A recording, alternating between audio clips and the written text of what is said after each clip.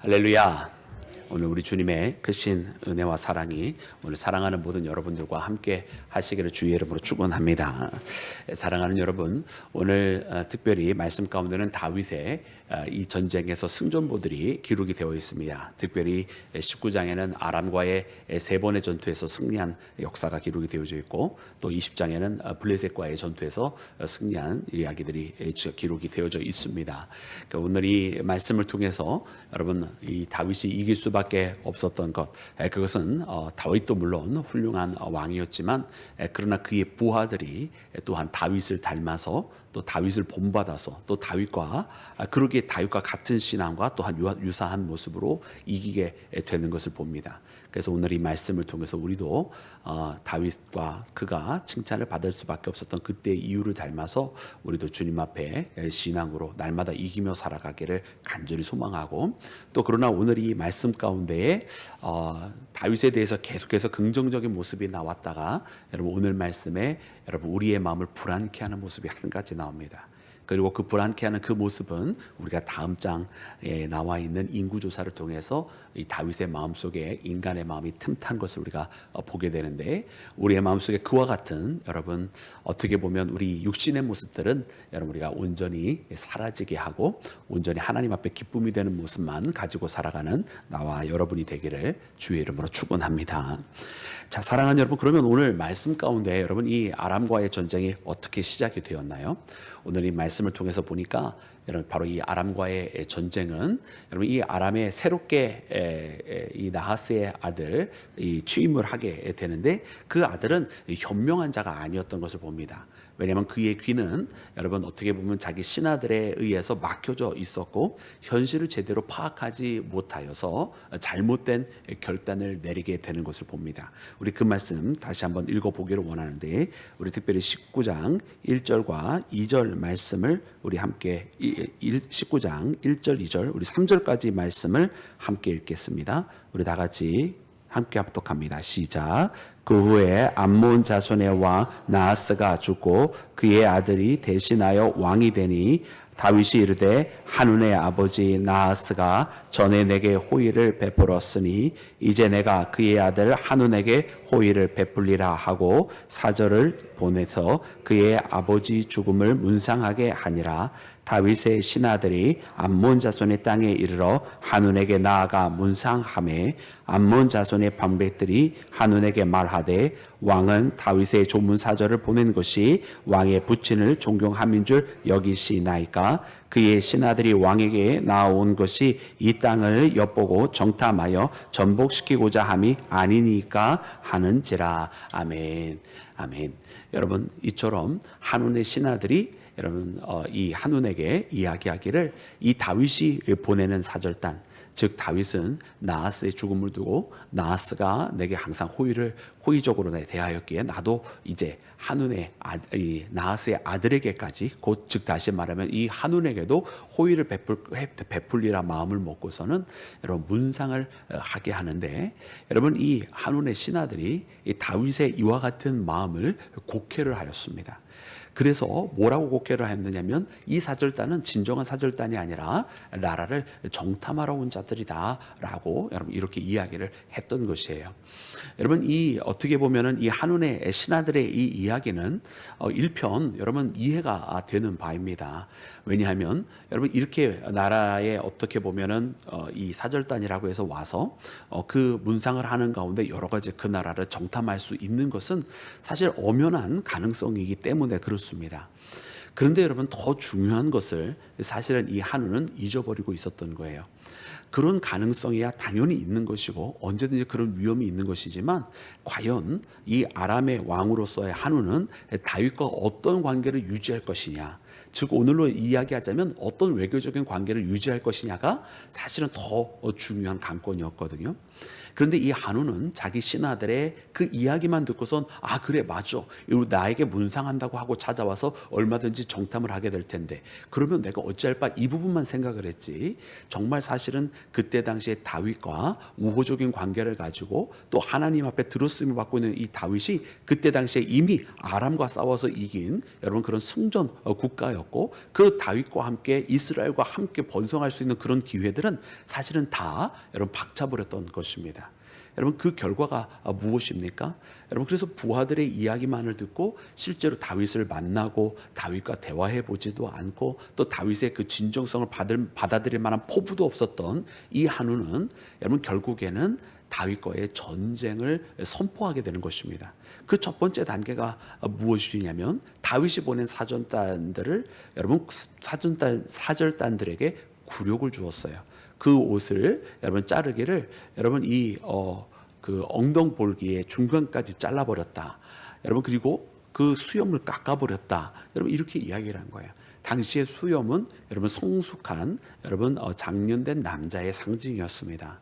근데 이 수염을 깎아버렸으니 여러분 그때 당시에 사절단들이 엄청난 부끄러움을 느껴서 다윗이 말하기를 예루살렘 성읍까지 오지 말고 여리고에서 머물다가 그 수염이 다시 다 자라거든 오거라라고 이야기할 정도로 여러분 이 사절단들에게 모욕을 주었고 여러분 엉덩볼개까지 여러분 이 바지를 아랫도리를 다 잘라서 보냈으니 여러분 또 여러분 그 나머지 수치는 말해도 여러분 두말하면 잔소리가 될 정도로 여러분 이 사절단들에게 엄청난 수치를 주었습니다. 여러분 이 사절단들에게 수치를 준 것은 여러분 곧 누구에게 수치를 준 것입니까? 여러분 곧 그 사절단을 보냈던 다윗에게 수치와 모욕을 안겨준 것 아닙니까? 여러분 결국 이것 자체가 바로 다윗과 전쟁에 대한 전쟁을 선전포고한 거나 다름없는 일이었습니다. 그래 이 한운이 그 다음에 어떤 일을 하였는가 보았더니 여러분 이 한운이 소바 왕과 그리고 아람 왕에게 원군을 청했어요. 그러니까 이 소바 왕하고 아람 왕은 우리가 어제 말씀에 묵상한 것처럼 바로 이제 소바 왕은 이제 하다데셀 아닙니까? 바로 다윗과의 전투에서 패전한 왕이고 아람 왕은 그때 당시에 다메섹 아람 왕이 소바 왕과 함께 연합하여서 여러분 군대를 일으켜서 다윗과 상대했는데 이 아람 왕 또한 같이 그때 패전한 왕들 아니에요? 그러니까 암몬이 이번에는 다윗과 싸우겠다고 하니까 원군을 보냈던 거예요. 이미 자기네들은 한번 다윗에게 원한이 있는지라 또 한번 패했는지라 이번에 암몬이 싸운다고 하니까 그래 우리 3국이 연합하면 이기지 않겠느냐 하면서 그렇게 연합군 3개국 연합군 암몬 아람 소바 이렇게 3개국이 연합군을 만들어 가지고 다윗과 상대하는 그 전쟁이 발발하게 된 것입니다. 이 전쟁의 발발은 결국 무엇 때문에 시작이 된 것이냐 이야기하면 여러분 그 누구도 어떻게 보면은 다윗도 어떻게 보면 한운도 초기에 여러분 이 전쟁을 하고자 하는 마음 때문에 일어난 것이 아니에요. 어떻게 보면 그 신하들의 잘못된 간언 또 그 한운의 귀를 막고 있었던 그 참모진들에 의해서 일어났다고 해도 여러분 과언이 아닐 것입니다. 그래서 이와 같은 일들을 보면서 참 리더들은 어찌해야 하는가? 여러분 리더들은요 사람들의 이야기를 참 조심해야 되겠다 이런 생각들이 들어요. 그리고 그러면 이 땅에 있는 리더들이 여러분 사람들의 또 자기 참모진을 믿지 않으면 또 어떻게 또 이 일을 행할 수가 있겠어요? 근데 결국은 무엇인가? 우리가 다윗을 보면 여러분 다윗이 그 훌륭한 신하들이 많이 있었지만 신하들의 이야기만을 듣지 아니하고 그는 항상 판단을 할 때에 누구 앞에 먼저 나왔습니까? 항상 하나님 앞에 나왔고 하나님 앞에 늘 물었던 것을 우리는 기억해야 합니다. 여러분 그래서 우리가 우리 주변에 있는 사람들의 이야기를 듣기 전에 항상 먼저 하나님 앞에 물으면서 하나님 앞에 지혜를 구하고 하나님 앞에 선택을 구하면서 나아가는 믿음의 사람이 되어야지 그렇지 아니하면 항상 이 사람 말에 쏠리고 저 사람 말에 휩쓸리고 또 다른 사람 말에 은혜에 흔들리고 하는 그런 일을 반복하며 잘못된 선택을 할 수밖에 없다고 하는 것을 오늘 이 한운의 선택을 보면서 우리가 여러분 깨닫게 되는 줄로 믿습니다. 그러므로 사랑하는 여러분 항상 우리가 사람의 말보다 하나님의 말씀을 먼저 경청하고 사람의 생각보다 하나님의 판단에 의지하는 나와 여러분이 되기를 주의 이름으로 축원합니다. 자 사랑하는 여러분 이로 말미암아 결국 아몬 연합군과 이스라엘의 전쟁이 시작이 되었는데 여러분 오늘 말씀에 세 번의 전쟁이 나오게 됩니다. 그리고 이 세 번의 전쟁에서 여러분 다윗이 모두 이기게 되는 것을 보게 되는데요. 여러분 이 승리를 할 수밖에 없었던 것은 여러분 먼저 다윗에게는 참 훌륭한 부하들이 있었던 것을 봅니다. 여러분 말씀 가운데 보니까 요압이 그 동생 아비새와 함께 승전한 승전보가 먼저 기록이 되어져 있고 그 후에 다윗이 또 직접 나와서 전쟁을 치르게 될 때에 여러분 승리하게 된 역사가 기록이 되어 있습니다. 근데 특별히 이 요압과 아비새의 전투 속에 여러분 이 다윗의 부하들이 가지고 있었던 신앙의 면모들이 다시 한번 드러나게 되는데요. 여러분 어떤 신앙을 가지고 있었는가 우리 함께 그 말씀 합독해 보기를 원합니다. 우리 함께 읽을 때 여러분 우리 이 요압이 그 동생 아비새에게 전한 말을 우리 함께 읽기를 원하는데 우리 먼저 12절과 13절 우리 19장 12절과 13절 우리 함께 합독해서 읽겠습니다. 시작. 이르되 만일 아람 사람이 나보다 강하면 내가 나를 돕고 만일 암몬 자손이 너보다 강하면 내가 너를 도우리라. 너는 힘을 내라. 우리가 우리 백성과 우리 하나님의 성읍들을 위하여 힘을 내자. 여호와께서 선히 여기시는 대로 행하기를 원하노라. 아멘. 아멘. 할렐루야. 여러분 이제 요압과 그의 동생 아비새가 여러분 진을 쳤습니다. 그래서 어떻게 진을 쳤습니까? 여러분 이 요압은 아람과 함께 아람을 마주하게 되고 그리고 이제 그의 동생 아비새는 이제 암몬을 상대하면서 진을 치게 되었습니다. 그래서 하는 말이 무엇이냐면 이제 아람 사람이 나보다 강하면 내가 나를 도우러 오고 만일 네가 암몬 사람이 너보다 강해서 너가 불리하게 되면 내가 너를 도우리라 이렇게 이야기하면서 여러분 어떻게 보면 큰 작전을 짠 거예요. 그래서 서로 원군을 어느 때에 보내게 되는지 이제 서로 이야기를 한 것이죠. 그러나 중요한 그 다음 고백이 나오는데 너는 힘을 내라라고 이제 용기를 불어넣어주는 요압의 이야기가 나옵니다. 너는 힘을 내라. 우리가 우리 백성과 우리 하나님의 성읍들을 위하여 힘을 내자. 여러분 이것이 바로 여러분 이 다윗의 부하들의 마음이었습니다. 여러분 자기 자신을 위해서 싸우는 전쟁이 아니었습니다. 하나님을 위해서 또 하나님의 성읍들을 위해서 싸우는 전쟁으로 여러분 선포하고 있는 것을 봅니다. 여러분 나의 자신의 이기적인 목적이 아니라 누군가를 위해서 여러분 싸울 때에 여러분 이 싸움에 더욱더 큰 의의가 담겨지게 되는 것인데 여러분 이 다윗의 부하들은 이처럼 하나님과 하나님의 성읍을 위해서 싸웠다라고 하는 것을 말씀을 통해 발견합니다. 여러분 이와 같은 믿음의 고백으로 나아가는 담대한 여러분 이 모습은 여러분 누구를 닮은 것일까요? 여러분 이 모습 자체가 바로 그들의 주군이었던 다윗을 닮은 모습이 아니었습니까? 다윗이 자기를 위하여 나아갔습니까? 여러분 그러하지 아니하였습니다.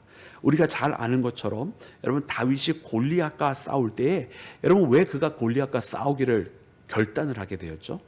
여러분 이 어린 다윗이 아버지 이새로부터 그의 형들에게 도시락을 전해주라고 하는 여러분 그 심부름을 하게 된 거 아니에요. 그래서 전쟁터에 어렸던 다윗이 왔는데 그 전쟁터에서 보니까 저 골리앗이 여러분 이 이스라엘을 모욕을 하고 이스라엘의 하나님을 모욕하고 이스라엘의 군대를 모욕하니까 여러분 어렸던 다윗이지만 여러분 거기서 뭐라고 이야기하면 저가 누구이기에 하나님의 군대를 모욕을 하느냐고 여러분 그가 누구이기에 하나님의 백성이 이스라엘을 모욕하냐고 그러면서 여러분 그가 나가 싸우겠다는 거예요. 아무도 나가 싸우지 않는다면 내가 그와 싸우겠다고 이야기했던 것이 바로 다윗입니다. 다윗은 여러분 이 상황에서의 유불리를 따지지 아니했어요. 자기가 유리하면 싸우고 불리하면 안 싸우겠다 이런 사람이 아니라 다윗은 그 상황 속에서 하나님과 하나님의 뜻을 위해서 싸우는 사람.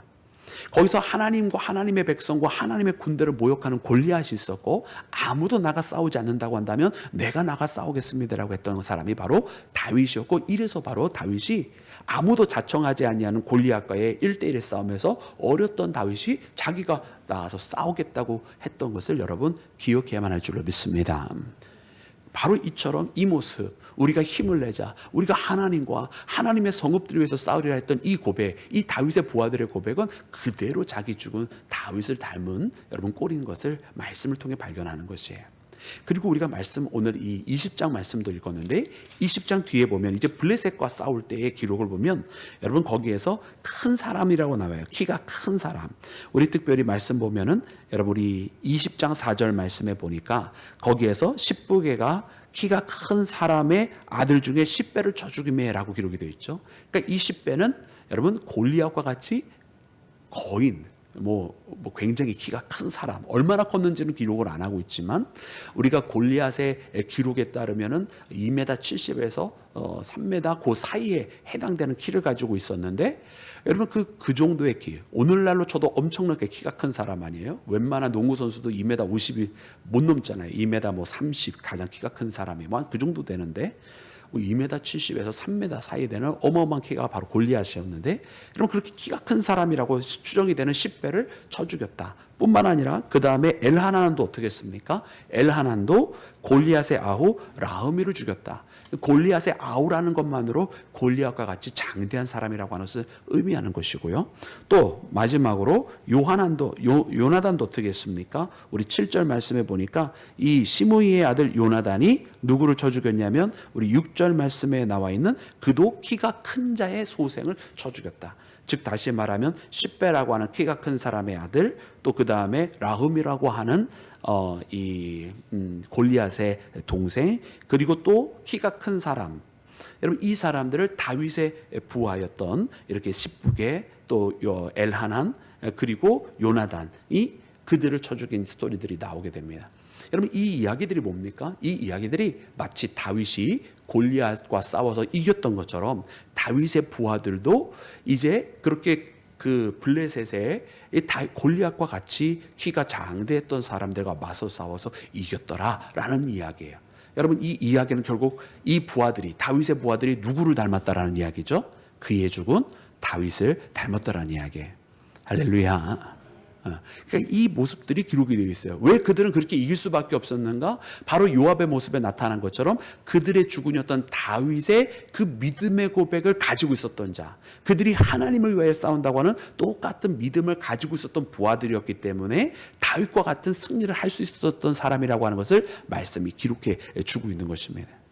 그래서 사랑하는 여러분, 우리 모두는 이 말씀을 읽으면서 여러분 우리 모두가 우리의 대장 되시고 늘 항상 우리보다 앞서 나가시는 우리 모두가 예수님을 닮은 자가 되어야 할 줄로 믿습니다. 다윗의 부하들이 다윗을 닮아서 이와 같은 신앙으로 날마다 승리한 것처럼 우리 모두가 예수님을 닮아서 여러분 예수님께서 걸어가신 그 신앙의 길대로 걸어가면 우리에게 믿음의 승리가 있는 줄로 믿습니다. 여러분 결단코 여러분 이 부족한 목사를 닮으시면 안 돼요. 목사를 닮으면 살만 쪄요, 여러분. 꼭 예수님을 닮으시고 예수님을 따라 나서시는 사랑하는 모든 여러분들이 되기를 주의 이름으로 축원합니다. 여러분 오늘 말씀의 이 핵심 가운데 이처럼 다윗이 이길 수밖에 없었던 이유, 또 다윗과 그의 부하들이 암몬과 아람과 소바의 연합군을 이길 수밖에 없었던 이유, 또 블레셋을 이길 수밖에 없었던 이유들이 이렇게 쭉 나열이 되어 있습니다. 그러나 우리의 마음을 불안하게 한 한 가지 사건이 벌어졌어요. 여러분 그것이 무엇이냐면 바로 이 전리품들을 어떻게 취급했느냐에 대한 말씀인데, 여러분 오늘 말씀 가운데에 19장 말씀 중에서 20장 2절 말씀에 보니까 이렇게 기록이 되어 있습니다. 우리 20장 2절 말씀 우리 함께 합독해서 읽겠습니다. 시작. 다윗이 그 왕의 머리에 보석이 있는 왕관을 빼앗아 중량을 달아보니 금 1달란트라. 그들의 왕관을 자기 머리에 쓰니라. 다윗이 또 그 성에서 노략한 물건을 무수히 내오고. 아멘. 여러분 이 말씀은 이제 요압과 그의 부하들이 승리한 여러분 그 이야기들, 여러분 라빠라고 하는 곳은 어디였냐면 이제 암몬의 수도입니다. 그래서 암몬과의 3번의 전투에서 다 이기고 암몬의 수도였던 라빠를 정복하게 되었어요. 그러면 이제 암몬을 다 이긴 거 아니에요?